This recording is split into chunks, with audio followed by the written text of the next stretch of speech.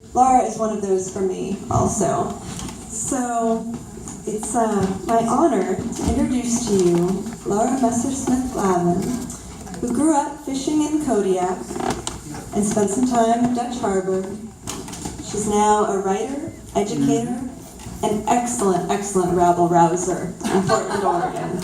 Woo!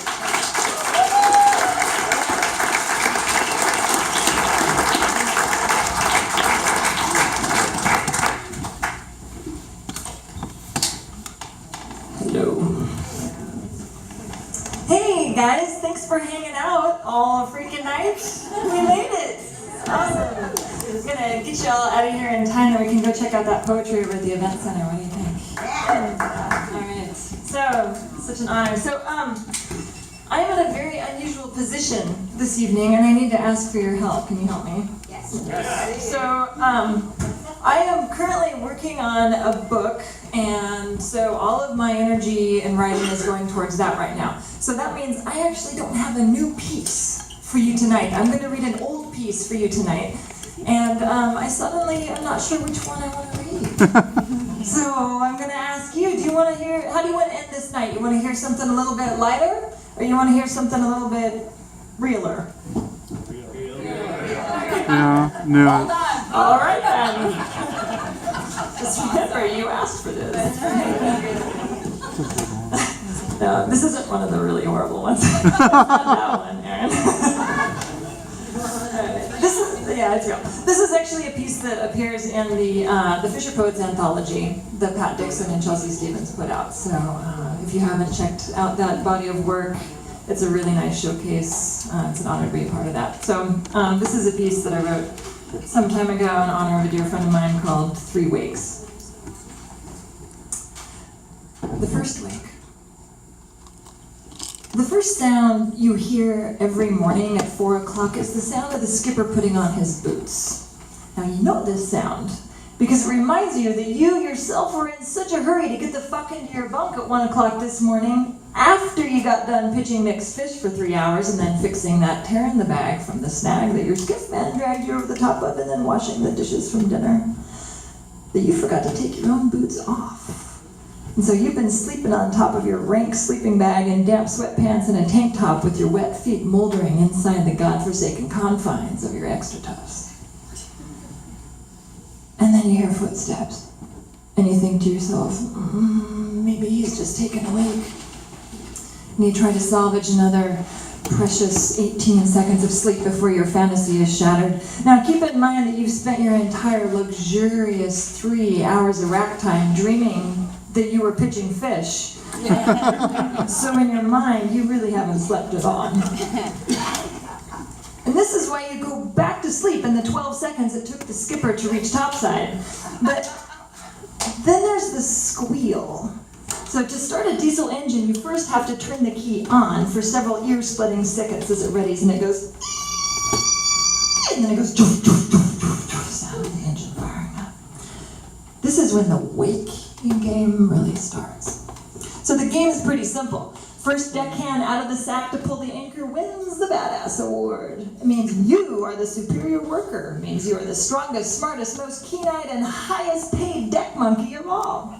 You totally get bragging rights. If you win all the time, you get to guilt other deckhands into doing things for you. I pulled the pick again. You get to pump the bilge by hand, clean out the shitter, plunge, whatever. It also means that in your hustle, you trip on the step heading out of the galley because someone forgot to close the lid on the glove cubby. It means that you are staggering out onto the deck in the dark only to find that you didn't grab a sweatshirt because you weren't going to lose the race and eat shit like you did the last 3 mornings. So now, your bleary eyes are being pelted with the rain that has already been whittled into stinging bullets by the time it's fallen from the sky and been blown sideways by the 35-mile-an-hour winds that picked up since you dropped anchor mere hours ago. You cling to the railing as you run up the side to the bow. When the skipper gives the signal, you start the hydraulic winch, heaving the cable up, deftly knocking it into place along the spool so that it doesn't grab or kink on its way out next time. And then the cable turns to chain, and you realize there is so much goddamn kelp on the pick itself that it won't come all the way up. So you have to scamper back to the gear closet and grab your knife and then run back to the bow so you can lean way out over the edge and hack at the kelp ball with nothing but slippery seaweed and a slimy chain to hold on to. And then you finally heave the damn thing onto the mound of the prow and kill the winch, remembering to tie a safety line onto the chain with a quick release knot. And you know how to do this because you are the badass, the superior worker. You are the A1 deck monkey. And then you haul your now freezing, soaking wet ass back into the galley where you find that someone else has already started the coffee going. And you get to snag 3 more minutes of sleep before you hit the fishing grounds. So you take your boots off, change your socks, and hit the rack hard. You win. The second wake. Enter into any channel and you'll see a sign posted. 5 miles an hour, no wake. The wake is the footprint of the passing boat.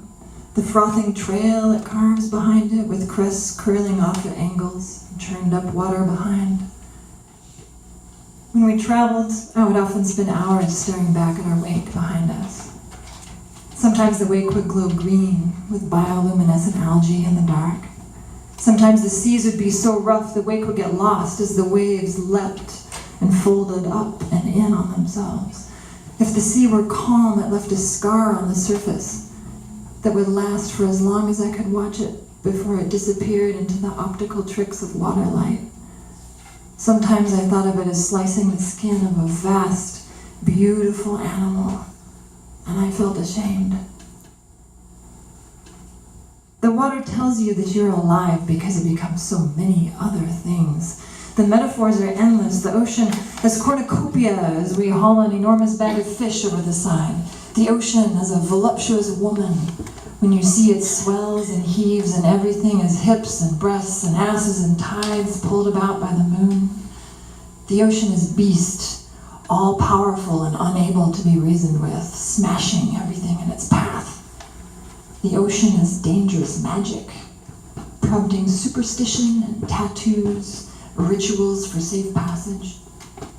The ocean as desert, flat and endless, undrinkable, burning with salt, the sun beating down. The ocean as wine, as ink, as a horse bucking and wild. When the ocean is calm, the surface becomes glassy and reflective. It turns the color of mercury and makes interlocking shapes of gray and black and silver, looping ovals that whirl in and out of each other like shadows boiling. This is something you cannot see from the shore because the waves break the surface and destroy the tension and the symmetry. It's beautiful. It's dark and full of color. I used to wonder whether that beauty is meant to mesmerize, to make death painless. Sometimes I would stare out under the surface of the ocean and wonder if that was what was happening to me. I was being lulled into a false sense of contentment by the surface, so that I wouldn't mind when the sea one day would swallow me whole. The third wake. I don't think my culture deals very well with death. We mourn, but we don't allow passion. We honor, but we forget to celebrate. When I grieve, I want to scream aloud. I want to be sick on the ground and to tear off my clothes and to puncture my arm with my own teeth and with sticks and pieces of broken glass. I want to find pictures of the deceased and wear them face down under my clothes next to my skin until the photograph crumples and frays and the colors bleed all over me and bits of paper stick in my flesh. I want to jump up and down and shout their names over and over again and have everyone else who loved them jump up and down and shout their names so that the ground will shake and the air will move and our voices will float off into space forever and an alien a million years from now will catch it all in a jar and listen to the vibrations and hear their names repeated through some foreign sense.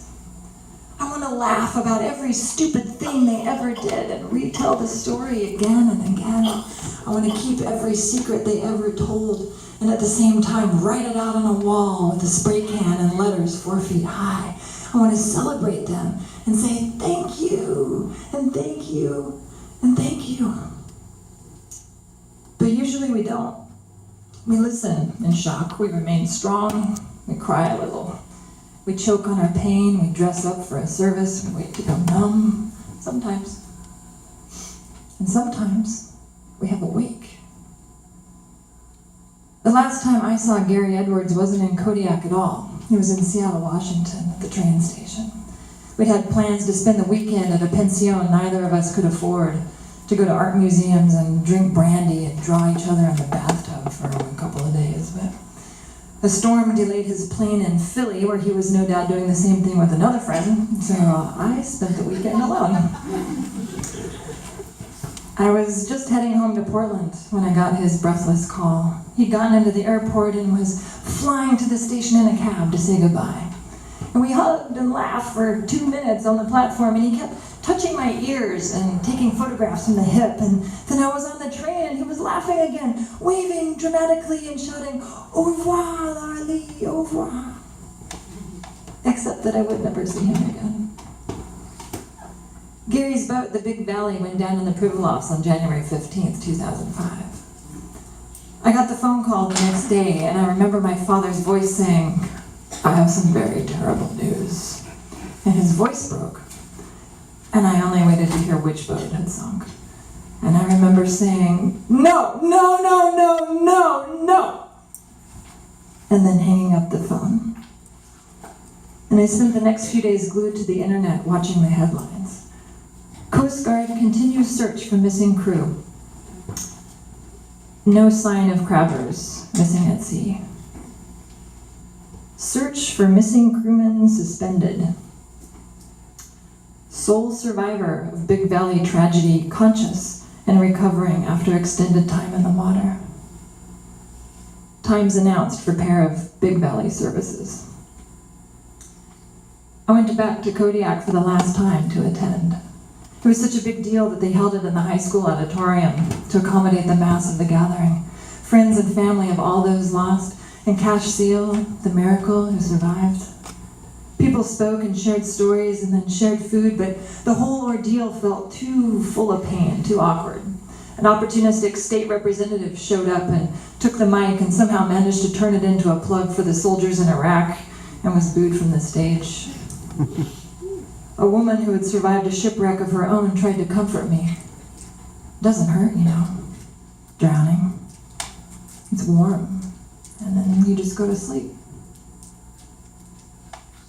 People said to me, "It's how he would have wanted it to go down with his ship." Bullshit. Gary hated fishing.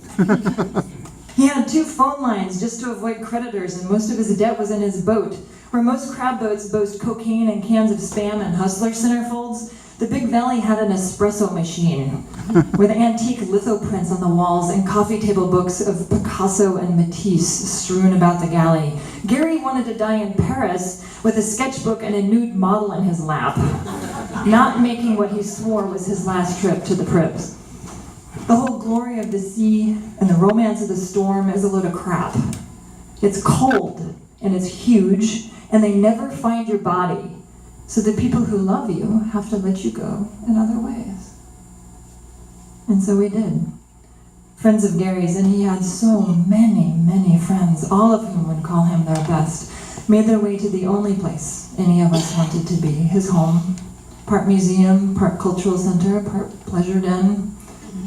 His captain's bed and drawings everywhere, a sculpture garden, a banya made from a wheelhouse, art made from stones and glass.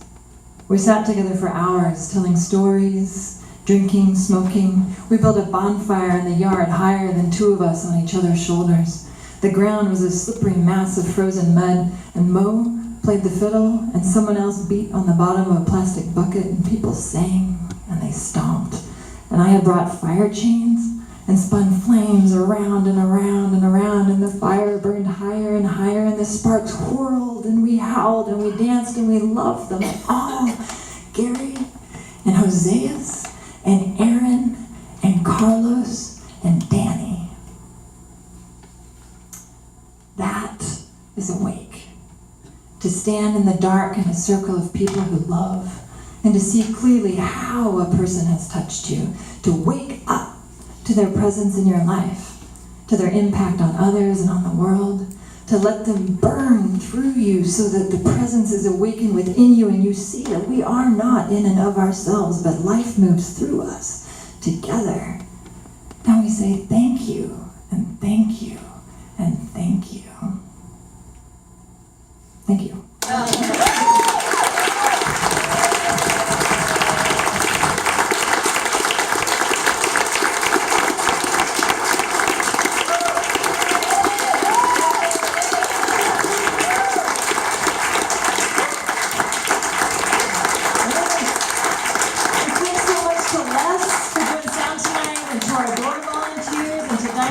And all of the other performers. Thanks a lot. We'll see you over at the Event Center.